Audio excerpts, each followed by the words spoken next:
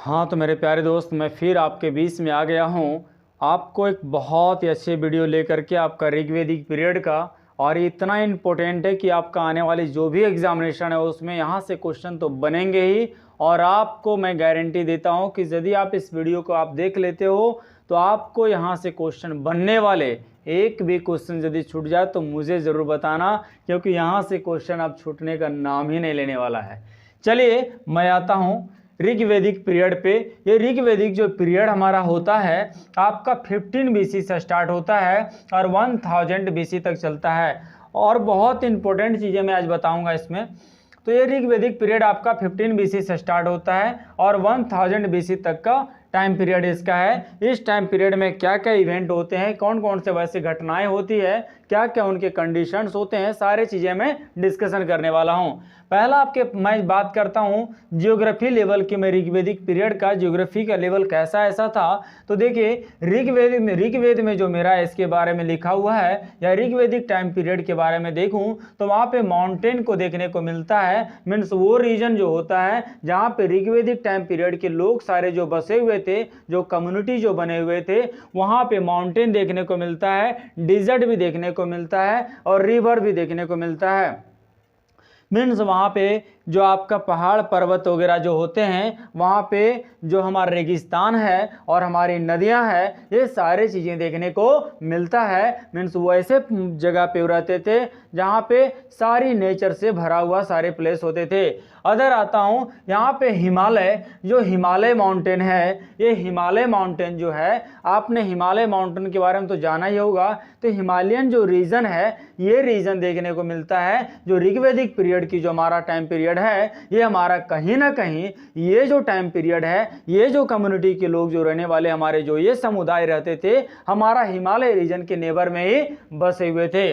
तो हिमालय माउंटेन देखने को मिलता है। और साथ में यहाँ पे जो मुजुवंत पीक है, हमारा जो हिमालय रीजन है, ये जो हिमालय माउंटेन है, हिमालय माउंटेन में मुजुवंत पीक है, ये मुजुवंत पीक यहाँ पे देखने को मिलता है। इनके ऋग्वेदिक टाइम पीरियड में ऋग्वेद में जो लिखी गई जो बातें हैं उसमें मुजुवंत पीक के बारे में बताया गया है। अदर आता हूँ रिवर के बारे में। तो रिवर जो है, रिवर को यहाँ पे रिवर सूक्त के नाम से जाना जाता था। जो आज हम लोग रिवर कह रहे हैं, ये रिवर सूक्त में ये जो सारे रिवर को जो नोट किया गया है उसे रिवर सूक्त कहा गया। और इस रिवर सूक्त में टोटल कितने हैं, तो टोटल 25 ऐसे रिवर हैं जिसके बारे में बताया गया है। बहुत ही ज़्यादा एक्सप्लेनेशन इसके बारे में किया गया है। रिवर सूक्त में कितना किया गया है, तो 25 के बारे में पूरी एक्सप्लेनेशन किया गया है। और यहाँ पे टोटल जो रिवर के बारे में बताया गया है वो 33 रिवर के बारे में बताया गया है। टोटल रिवर कितना है, तो 33 है, जिसमें से 25 को बहुत ही अच्छे से एक्सप्लेनेशन किया गया है। 33 यहाँ पे टोटल रिवर है और 25 के बारे में एक्सप्लेनेशन बहुत अच्छे तरीके से किया गया है। इधर में जो मैक्सिमम टाइम जो लिखा गया है, मैक्सिमम टाइम जो हमारा ऋग्वेद में लिखा गया है, मैक्सिमम जो ऋग्वेदिक पीरियड में देखने को मिलता है, ये सिंधु रिवर के बारे में देखने को मिलता है। ये जो सिंधु रिवर है हमारा, ये सिंधु रिवर सबसे ज्यादा उसमें फेमस था, पॉपुलर था। और ये सिंधु रिवर के बारे में, और सिंधु रिवर कहाँ पे है, हमारा माउंटेन रीजन के पास ही है, इसलिए माना जाता है क्या वहीं पर ही ये समुदाय रहते थे, हमारा हिमालय रीजन के बगल में रहा करते थे। तो ये जो सिंधु रिवर है, ये सिंधु रिवर हमारे जो बहुत टाइम्स इसका हमारे ऋग्वेद में लिखा गया है। और यहाँ पे सबसे जो हमारा पवित्र जो नदी होती थी, सबसे पवित्र जो नदी होती थी हमारे लिए उस समय सरस्वती रिवर माना जाता था। उस समय सबसे ज़्यादा पवित्र जो हमारे रिवर हुआ करते थे, उस समय सबसे ज़्यादा जो पवित्र हमारे जो सरस्वती रिवर हैं वो सबसे ज़्यादा पवित्र माना जाता था। आज जो हम लोग मानते गंगा को, तो ये जो माँ गंगा की जो बात आती है, ये उस समय माँ गंगा की जगह पे सबसे ज्यादा जो जिन्हें ज्यादा तवज्जो दिया जाता था, जिसे पवित्र माना जाता था, वो हमारे उस समय सरस्वती रिवर की बात देखने को मिलता है। और ये सरस्वती को उस समय क्या कहा जाता था, ये सरस्वती रिवर को उस समय नदी तीमा के नाम से जाना जाता था। ये सरस्वती रिवर को उस समय ऋग्वेदिक पीरियड में नदी तीमा के नाम से जाना जाता था। किस नाम से, नदी तीमा के नाम से जाना जाता था सरस्वती रिवर को। यहाँ पे जो सबसे लास्ट में उन्होंने वर्णन किया है, लास्ट में जो ऋग्वेदिक पीरियड में मैं देखता हूँ कि ऋग्वेदिक पीरियड में जो सबसे ज्यादा अंत में जिसके बारे में जिस जिक्र किया गया जिस रिवर के बारे में, वो है गोमती रिवर। वो है गोमती रिवर, जिसको सबसे लास्ट में इसके बारे में बताया गया है। और जो हमारी यमुना रिवर है, ये यमुना रिवर के बारे में ऋग्वेदिक टाइम पीरियड में जो ऋग्वेद में जो लिखा गया है, हमारे 3 टाइम्स इसके बारे में बताया गया है। मतलब 3 टाइम्स इसको लिखा गया है और 3 टाइम्स में इसके बारे में बहुत सारी चीजें बताया गया है। और गंगा रिवर के बारे में मात्र 1 बार देखने को मिलता है, 1 टाइम देखने को मिलता है। 1 टाइम गंगा रिवर के बारे में, 3 टाइम यमुना के बारे में, सबसे ज्यादा सिंधु के बारे में, सबसे पवित्र सरस्वती के बारे में और सबसे अंत में गोमती के बारे में बताया गया है। अब मैं आता हूं इसका पॉलिटिकल केस पे कि पॉलिटिकल उस समय कैसा था।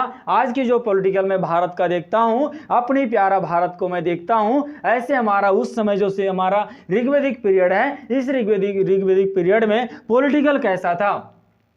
तो पॉलिटिकल की मैं बात करूं तो उस समय भी स्टेट वाइज चलता था। जिस प्रकार से आज हम लोग जो स्टेट वाइज हमारे हैं ना, भारत में सारे स्टेट मिलकर के नेशन को बनाया गया है, उसी प्रकार उस समय भी स्टेट वाइज का सिस्टम उस समय भी चलता था। और ये जो है उस समय से कबीले के नाम से जाना जाता था। उस समय से कबीले के नाम से जाना जाता था। उस समय ये कबीले के नाम से जाना जाता था। और ध्यान रखिएगा, ये कबीले में डिवाइड किया जाता था, मीन्स स्टेट वाइज बांट दिया जाता था। लेकिन उस समय एक नेम इसका अलग से भी रखा गया था और वो नेम था जन। क्या नाम है? जन है। क्या नाम है? जन है। समझ लीजिए, जो स्टेट वाइज जो आज हम लोग देखने को मिलता है, जिसे कबीले के नाम से जाना जाता था। और ये कबीले को वो सारे लोग जन के नाम से बोला करते थे। क्या कहते थे? जन के नाम से बोला करते थे। अब मैं आता हूं दूसरी चीजों पे। जो जन का जो हेड होता था वो किंग होता था। जो जन का हेड होता था वो किंग होता था। आज जिस प्रकार से हम लोग किसी स्टेट का जो हमारे सीएम होते हैं और पूरे नेशन के पीएम होते हैं, ठीक उसी प्रकार उस समय जो वहां का जो जन का जो हेड होता था, मीन्स कबीले का जो चीफ होते थे, वो किंग हुआ करते थे। और किंग जो बना करते थे वो वंश के बेस पे बना करते थे। जैसे जैसे उसकी उनका वंश चला जाता था, मीन्स उनके सारे लोग अपने एक पीढ़ी दर पीढ़ी जो है सो सारे लोग किंग बना करते थे। हाँ, और ध्यान रखिएगा, उसमें गणतंत्र भी देखने को मिलता है। मीन्स उस समय हमारे इलेक्टेड गवर्नमेंट भी बनते थे। इसका मीनिंग ये नहीं कि नहीं बनते थे, उस समय इलेक्टेड गवर्नमेंट भी बना करते थे।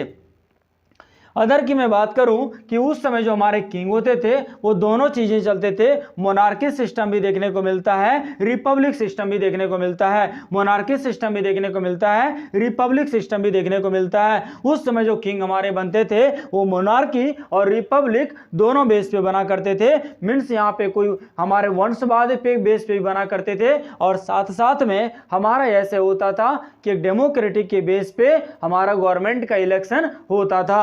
अदर में आता हूं, जैसे वो किंग को क्या नाम दिया जाता था, तो जो अभी जैसे सीएम हम लोग कहते हैं, चीफ मिनिस्टर कहते हैं, प्राइम मिनिस्टर कहते हैं ना, उस समय उनको गोप्ता कहा जाता था। क्या कहा जाता था? गोप्ता कहा जाता था। इसको गोप्ता बोला जाता था, ध्यान रखिएगा। और उस समय एक चीज और भी था जिसे पुराणभेता कहा जाता था। क्या कहा जाता था? गोप्ता या पुराणभेता कहा जाता था। गोप्ता या पुराणभेता के नाम से जाना जाता था। जिस प्रकार से हम लोग सीएम पीएम कहते हैं, chief minister and prime minister जो कहते हैं, उस समय सीएम और पीएम नहीं, उस समय इसे गुप्ता के नाम से जाना जाता था और ये पुराणभेता के नाम से भी जाना जाता था। साथ में टैक्स की मैं बात करूं, आज हम लोग जो टैक्स हम लोग पे करते हैं, ये हम लोग का टैक्स फिक्स होता है कि जिस प्रकार से आप चीज़ों का परचेज करते हो या जैसा मेरा अर्निंग होता है उसके बेस पे मैं गवर्नमेंट को टैक्स मैं देता हूं। उस समय जो टैक्स होता था वो टैक्स को बलि के नाम से जाना जाता था। किस नाम से जाना जाता था? बलि के नाम से जाना जाता था। आज हम लोग जो टैक्स देते हैं, जैसे जीएसटी आपने सुना होगा, ये जो जीएसटी है एक इनडायरेक्ट टैक्स है और जो चीजें मैं परचेज करता हूं उस पे ये टैक्स लगती है। और इनकम टैक्स का भी नाम सुने होंगे, जो मैं अर्निंग करता हूं, जो मैं पैसा अर्न करता हूं, उसके बेस पे ये टैक्स लगाई जाती है। तो उस समय जो टैक्स होता था उसका नेम होता था बली होता था, बली टैक्स के नाम से जाना जाता था। और ये जो बली टैक्स होता था वो फिक्स नहीं होता था, किसी पर थोपा नहीं जाता था, बल्कि एक ऐसा टैक्स होता था कि आप जिस लेवल के इंसान हो आप अपने अकॉर्डिंग आप ऐसा कुछ कंट्रीब्यूट कर सकते हो, कुछ टैक्स को कंट्रीब्यूट गवर्नमेंट के लिए आप कर सकते हो। लेकिन ये नहीं था, दबाव नहीं था कि आपको इतना टैक्स पे करना ही पड़ेगा। ये हमारा कभी भी, यही तो डेमोक्रेटिक की सबसे बड़ी उस समय खासियत थी कि उस समय किसी को सताया नहीं जाता था, दबाया नहीं जाता था, परेशान नहीं किया जाता था। पहले लोग हमेशा देखे होंगे कि लोग अभी से कुछ समय पहले ही लोग ऐसे होते थे, खुशहाल रहा करते थे, हैप्पीनेस होते थे। उसका रीजन ये था कि गवर्नमेंट पहले उतना लोगों को दबाया नहीं करते थे। तो ये जो टैक्स होता था, बली टैक्स जो देखने को मिल रहा है, ये बली टैक्स हमारा फिक्स नहीं हुआ करता था। ये कभी भी जब जरूरत होती थी गवर्नमेंट को तो गवर्नमेंट मांग लेते थे, या लोगों के पास ज्यादा होता था तो वो कंट्रीब्यूट करते थे, वो डोनेट करते थे। उसको डोनेट के नाम से आप कह सकते हो। अदर चीजों पर आऊं, जैसे यहां पे जो है एंशिएंट काउंसिल है, जिस प्रकार से हम लोग आज कहते हैं ना असेंबली जो कहते हैं, जिस प्रकार से लोकसभा और राज्यसभा कहते हैं, अपर हाउस और लोअर हाउस कहते हैं, ठीक उसी प्रकार उस समय जो काउंसिल होता था उसको बीदत के नाम से जाना जाता था। किस नाम से जाना जाता था? बीदत के नाम से जाना जाता था। और यह बीदत में होता क्या था? इसमें आर्मी के बारे में, इसमें आर्मी के बारे में, रिलीजियस के बारे में एंड अदर जो इंपॉर्टेंट वर्क होता था, अपनी कंट्री को चलाने के लिए, अपने स्टेट को चलाने के लिए, कबीले को चलाने के लिए उस समय उसमें सारे वर्क होते थे। आर्मी के लिए हुआ करता था और रिलीजन बेस पे हुआ कर, रिलीजियस कोई वर्क होता था उसके लिए होता था, या अदर कोई वर्क है उसके लिए उसका यूज किया करते थे। अब मैं अदर चीजों पे आता हूं, जैसे बैटल ऑफ दसराज। उस समय एक बैटल यहां पे देखने को मिलता है, एक युद्ध होता है, एक वार होता है जिसका नाम है बैटल ऑफ दसराज, जिसका नाम है बैटल ऑफ दसराज। ये बैटल ऑफ दसराज जो होता है वो रिवर यहाँ पे है, ये रावी रिवर के किनारे होता है, ये रावी रिवर के किनारे होता है। और रावी रिवर को उस समय परुशनी रिवर के नाम से जाना जाता था। उस समय इस नदी को परुशनी नदी के नाम से जाना जाता है, और ये परुशनी नदी को हम लोग आज रावी नदी के नाम से जानते हैं। अब यहाँ पे एरिया कहाँ पे है तो ध्यान रखें, एक एरिया का नाम है भरत, एक एरिया का नाम है भरत, एक एरिया का नाम है भरत। और ये भरत का जो चीफ होता है वो उस समय सुदास होता है, उस समय सुदास होता है। भरत का जो चीफ होता है वो सुदास होता है। तो ये जो युद्ध होता है, बैटल होता है, भरत के बीच में होता है। और उनका नेबर जो कबीले होता है, नेबर जो स्टेट होता है, नेबर जो आपका उसका कंट्री जो होता है, ये 10 अदर कंट्री होता है। और वो 10 अदर कंट्री या स्टेट का जो चीफ होता है, जो प्यूर उसका सीएम होता है, जो उसका हेड होता है, जो उसका किंग होता है, ये 10 ही ऐसे किंग होते हैं जो एक किंग से लड़ाई करते हैं जिसका नाम होता है सुदास। ये सुदास किंग हमारा भारत का है और ये सुदास से लड़ाई होती है। और जो 10 ऐसे होते हैं जो एरिया, वो एरिया वाले सारे किंग से लड़ाई होता है। और इसमें जो है से देखने को मिलता है। यहाँ पे लीड कौन करता है? तो इसमें जो लीड करता है हमारे भारत की तरफ से, ये इसका नाम होता है सनवरण होता है, इसका नाम सनवरण होता है। जिस प्रकार से आज कमांडर होता है ना, कमांडर जो होता है वो कमांडर सबसे पहले क्या करता है, जो हमारा मान लीजिए जो एरिया कमांडर है वो अपने एरिया में लीड करते हैं। उसी प्रकार हमारे आर्मी का जो चीफ होते हैं वो चीफ सबसे पहले जाकर के लीड करते हैं। ठीक उसी प्रकार जो ये सनवरण है, ये सनवरण अपनी तरफ से ये भारत के तरफ से लीड करता है और उस बैटल में इनकी जीत भी होती है, उस बैटल में इनकी जीत भी होती है। और ये 10 ऐसे जो किंग होते हैं इनसे लड़ाई लड़ते हैं सनवरण के बारे में। और इसमें एक बात और ध्यान रखेंगे कि यहाँ पर अनार्य जो होता है वो अनार्य भी इसमें भाग लेता है। ध्यान रखेंगे उस समय जो कम्युनिटी होता है, जिस प्रकार से हम लोग आज कहते हैं ना हिंदू, मुस्लिम, सिख, ईसाई, बहुत सारे जो रिलीजन के बेस पे जो बटा हुआ है, उस समय रिलीजन के बेस पे नहीं, उस समय जो बांटा गया था मात्र 2 टाइप्स का था। एक तो था आर्य और दूसरा है अनार्य। एक है आर्य, दूसरा है अनार्य। मीन्स आर्यों के बीच विचारधारा को, आर्यों की थिंकिंग को जो मानने वाला होता है वो सारे लोग आर्य कहलाए। जो वेदों पे बिलीव किए वो आर्य कहलाए, और जो वेदों पे बिलीव नहीं किए वो अनार्य कहलाए। तो यहाँ पे मैं आता हूँ, ये जो संवरण है ये अनार्य का जो लीड होता है, अनार्य का जो चीफ होता है, जिसको भेद के नाम से जाना जाता है। अनार्य का जो चीफ होता है वो जिसे भेद के नाम से जाना जाता है, और संवरण भरत का लीड करता है। और भरत का जो चीफ है यहाँ पे सुदास हैं, और 10 ऐसे जो राजा होते हैं इनके नेबर में, वो इनसे लड़ाई लड़ते हैं, ये दिखाया गया, ये बताया गया है। अब यहाँ पे सोशल लाइफ की मैं बात करूँ, ये सोशल लाइफ के बारे में बात करूँ तो सोशल लाइफ उस समय 2 पार्ट में बटा हुआ था, एक आर्य दूसरा अनार्य। उस समय 2 कम्युनिटी बना हुआ था, एक आर्य दूसरा अनार्य, आर्य और अनार्य।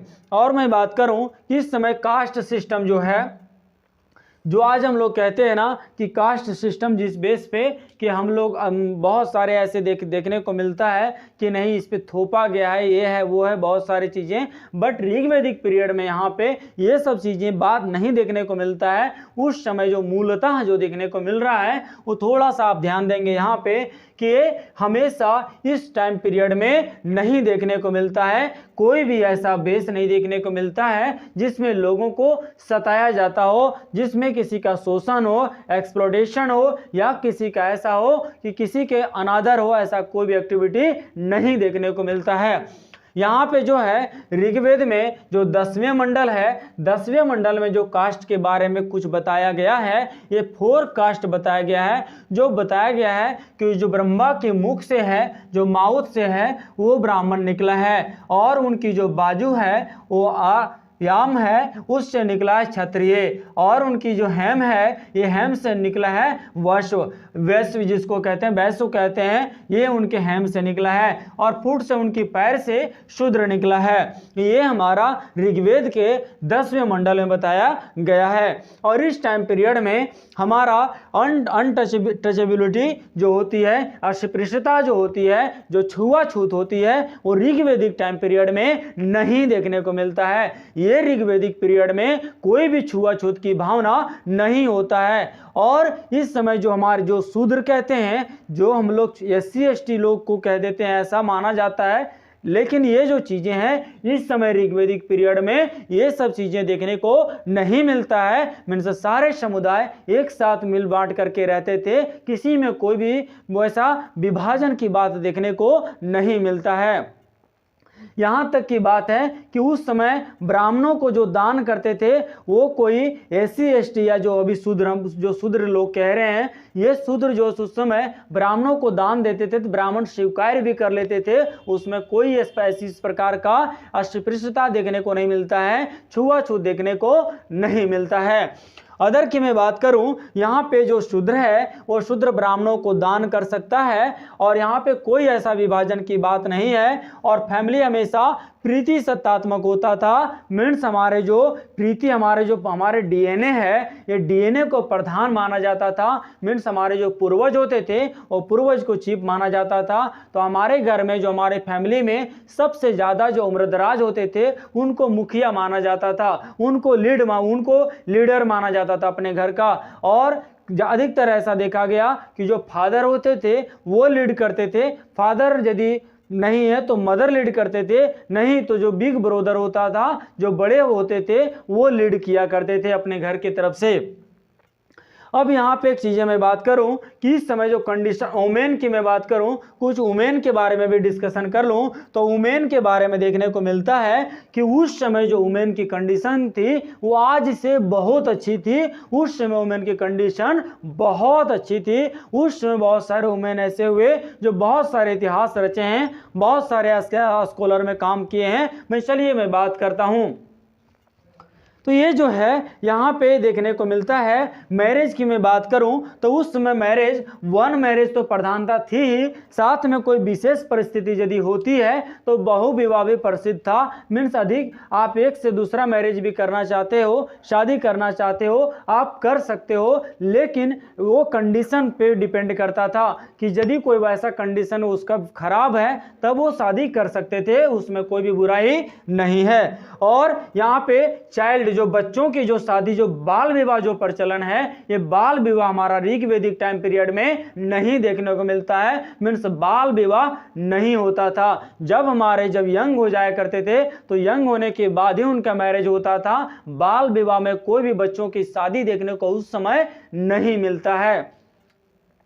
और यहाँ पे मैं बात करूँ उस समय जो होता था, उस समय बहु विवाह के बारे में तो हो गया, और मैं बात करूँ डॉरी सिस्टम के बारे में, तो उस समय दहेज प्रथा उस समय विद्यमान देखने को मिल रही है। लेकिन ये दहेज सिस्टम उपहार के तौर पर दिया जाता था, दबाव के तौर पे नहीं। हमेशा जो डॉरी सिस्टम होता था वो दबाव के रूप में, प्रेशर नहीं होता था, बल्कि उस समय एक उपहार के तौर पे दिया जाता था। लेकिन उस समय भी डॉरी सिस्टम देखने को मिलता जरूर है, लेकिन ये दबाव के तौर पे नहीं होता है। अदर की मैं बात करूं, जैसे यहाँ पे हम वुमेन में कुछ चीज़ों में वुमेन स्कॉलर के बारे में यदि नाम लूं, जैसे यहाँ पे लोपामुद्रा, ये एक वुमेन थी जो बहुत बड़े विद्वान थे सारे लोग। फिर घोषा, सिकता, फिर निवावारी और रोमशा, अपाला और विश्वेश्वरा, ये सारे जो महिलाएं हैं, ये सारे जो वुमेन हमको देखने को मिल रही है, इस समय बहुत बड़े स्कॉलर के अंडर आते थे। इस समय मैं इकोनॉमिक्स की मैं बात करूं तो इस समय इकोनॉमिक जो, और उस समय जो इकोनॉमिक पॉलिसी जो भी होता था, लेकिन इकोनॉमिक की जो हम लोगों की, जैसे अभी की जो मैं इकोनॉमिक की बात करूं अपने इंडिया के या अर्थव्यवस्था की मैं बात करूं, उस समय जो अर्थव्यवस्था जो होता था वो मुख्य रूप से ज़्यादातर लिविंग पर बिलीव करते थे लोग, कि किसी तरह से हमारी पर डे रोजमर्रा चल रही है, हमारी जीवन कट रही है, तो कटने दो, ज़्यादा सोचना नहीं है। अब यहाँ पे ध्यान रखेंगे, एनिमल हस्बेंड्री बहुत फेमस था उस समय। पशुपालन की जो क्रियाएं हैं वो बहुत देखने को मिलता है, और उसमें भी सबसे ज़्यादा काऊ को प्रधान माना गया, मीन्स गाय को प्रधान माना गया। और गाय को एक ऐसे पशु के रूप में देखा गया है, ऐसे पशु के रूप में माना गया है कि गाय को कभी भी सताना नहीं है, परेशान नहीं करना है, बल्कि गाय को हमेशा उन सब आदर मान करके चलते, आदर करते थे उनका, और हर समय उनका इज्जत किया करते थे। ये जो काव है, ये काव जो है हमारा, और उस समय सबसे बड़ी बात है कि जब कोई नाम रखा जाता था, किसी भी चीज़ों का नाम रखने का जब प्रचलन था, तो उस समय जब नाम रखा जाता था तो काव के बेस पे ही रखा जाता था, मीन्स गाय के बेस पे रखा जाता था। गाय को इतनी प्रधानता दी जाती थी कि उन्हीं के बेस पे अदर कोई नेम को जब रखना होता था तो उनके बेस पर ही रखा करते थे। और इस समय जो लोग थे वो एलिफेंट से परिचित थे, मीन्स हाथी वगैरह जानते थे, हाथी क्या चीज़ होता है, बट बाघ वगैरह को नहीं जानते थे। टाइगर क्या होता है सो सारे लोग ये सारे नहीं जानते थे, लेकिन ये सारे एलिफेंट से परिचित थे, हमारे हाथी से परिचित थे। अदर की मैं बात करूं यहाँ पे कि जो हमारे उस समय जो, जैसे जो मान लीजिए कोई ऐसा है कि कोई शादी ऐसे करना चाहता है दूसरे जातियों से, या अंतर जाति जो कहते हो, या अंतर जाति जो कहते हैं हम लोग, कि एक कोई बड़े कास्ट है छोटे कास्ट से जो मैरिज कर लेता है, ये सारे चीज़ें जो होती है, दूसरे जातियों से जो मैरिज देखने को मिल रहा है, वो दूसरे जातियों का मैरिज उस समय भी प्रचलन था। ऐसा नहीं है कि आज देखने को मिल रहा है, ये उस समय भी ये प्रथाएं देखने को मिलता है, ये सिस्टम देखने को मिलता है। लेकिन उस समय मैरिज का दो सिस्टम होता था उस समय, जो दूसरे जातियों से विवाह के लिए, एक होता था अनुलोम, दूसरा होता था प्रतिलोम। एक होता था अनुलोम, दूसरा होता था प्रतिलोम। अनुलोम का जो मैरिज होता था, इसमें क्या प्रधानता थी कि जो लड़का होता था, जो बॉय होता था, या जो हमारे जो उनका जो होते थे, मतलब जो लड़का होते थे, हमेशा हाई कास्ट से होते थे अनुलोम में। जब अनुलोम विवाह होता था तो जो लड़का होता था वो होता था हाई कास्ट से, मतलब उच्च जाति का होता था, और जो प्रतिलोम विवाह होता था इसमें लड़का होता था नीचा जाति का। जो प्रतिलोम विवाह होता था उसमें लड़का होता था नीचा जाति का, और अनुलोम विवाह जब होता था तो लड़का जो होता था वो उच्च जाति का होता था। मीन्स यहाँ पे जो उच्च जाति और नीच जाति के बेस पे हमारा अनुलोम और प्रतिलोम मैरिज का दो टाइप बताया गया है अंतर जातीय के आधार पे। ये जो अनुलोम होता था, अनुलोम हमारा जो है, इसमें जो लड़का होता था, जो बॉय होता था, वो इनका जो बेस देखने को मिल रहा है कि ये उच्च जाति का होता था और प्रतिलोम में जो लड़का होता था वो छोटे जाति का हुआ करता था। बस इतना ही चीज़ें यहाँ पे ये चीज़ों में देखने को मिलता है। एग्रीकल्चर की मैं बात करूँ तो उस समय जो एग्रीकल्चर होता है वो डेवलपिंग पीरियड होता है, मीन्स बहुत ज़्यादा विकास नहीं हुआ होता है, धीरे धीरे विकास हो रहा होता है। और इस समय हमारे सबसे ज़्यादा जो है हमारे जो हल के बारे में यहाँ देखने को मिल रहा है, जो आज हम लोग हल का जो यूज़ करते हैं, ध्यान रखेंगे ये हल को पहले सीता के नाम से जाना जाता था। ये जो हल है, जो हम लोग खेतों में जो हल चलाते हैं उसको उस लाइन को सीता के नाम से जाना जाता था। और ये जो हल है, ये जो प्लॉ है, इसको एक टाइम में देखा गया है कि 2 हल चलाया करते थे, एक टाइम में 2 हल चलाया करते थे एक साथ में। और साथ ही साथ इस समय इसमें भी जो बैल का यूज होता था, जो वॉक्स का यूज होता था, उसमें 6, 8 और 12 यहाँ पे 3 बेस पे होता था। कई बार देखा गया है कि यहाँ पे 6 बैल एक ही बार में लगाया जाता था और हल को चलाया जाता था, और कई बार 8 बैल को लगाया जाता था और हल को चलाया जाता था, और कई बार 12 बैल को एक साथ में लगा दिया जाता था और हल को चलाया जाता था। ये सारा एक्टिविटी देखने को मिलता है। और क्रॉप की मैं बात करूं, उस समय जो फसल सबसे ज़्यादा जो प्रसिद्ध है, सबसे ज़्यादा पॉपुलर है, सबसे ज़्यादा फेमस है, वो बार्ली है। उस समय जो है जौ का खेती होता था, और जौ को क्या कहा जाता था, तो धान्य के नाम से जाना जाता है। उस समय जौ को धान्य के नाम से जानता है, उस समय जौ को धान्य के नाम से जाना जाता है। अब अदर की मैं बात करूं कि उस समय जो हमारे जो कम्युनिटी होते थे, जैसे कौन, बिजनेस वाले, जो आज भी हम लोग जो साहूकार लोग कहते हैं, ये साहूकार को ऋग्वेद में पनी के नाम से जाना जाता था। किस नाम से? पनी के नेम से जाना जाता था। और ध्यान रखेंगे ये जो पनी है, ये पनी को आर्य लोग बहुत कम ही पसंद करते थे, क्योंकि ये अस्टिंजी होते थे। मीन्स सारे लोग जो होते थे ये हमेशा ये सारे लोग जो पनी जो है, ये पनी जो साहूकार लोग हैं, ये मैक्सिमम देखा गया ये चीज़ें हैं कि कंजूस होते थे, बहुत कंजूस होते थे। इसलिए इनकी कंजूसी को देखते हुए आर्य लोग इन्हें पसंद ज़्यादातर नहीं करते थे कि ये बहुत कंजूस है, कुछ भी खर्च करना नहीं चाहता है। तो ये चीज़ें हमारे इसमें देखने को मिलता है ऋग्वेदिक पीरियड में। और भी चीज़ें कुछ थोड़ी बहुत बची हुई है, मैं उसको नेक्स्ट वीडियो में बताऊंगा। जो भी चीज़ें मैं बताऊंगा दोस्त, आपको पूरी तरह से समझ में आपका आना चाहिए। मैं इस चीज़ का विश्वास लेके मैं चलता हूँ, और आपको ये लग भी रहा होगा कि ये जो कंटेंट है ये कोई मामूली कंटेंट नहीं है, आपको हर जगह पे देखने को नहीं मिल सकता है। तो आपका भी थोड़ा सा फर्ज बनता है कि आप यदि चैनल को सब्सक्राइब नहीं किए हैं, सब्सक्राइब कर लीजिए, और थोड़ा सा लाइक भी कर लीजिए, और शेयर करने की पूरी तरह से कोशिश करें, क्योंकि आप थोड़ी सी कोशिश कर देंगे तो मेरा कोशिश थोड़ा सा और बढ़ जाएगा, और मैं कोशिश करूंगा तो आपकी सारी ये जो नॉलेज की खजाना है वो आपके पास रख दूंगा। थोड़ा सा आप ध्यान रखेंगे। Thank you so much.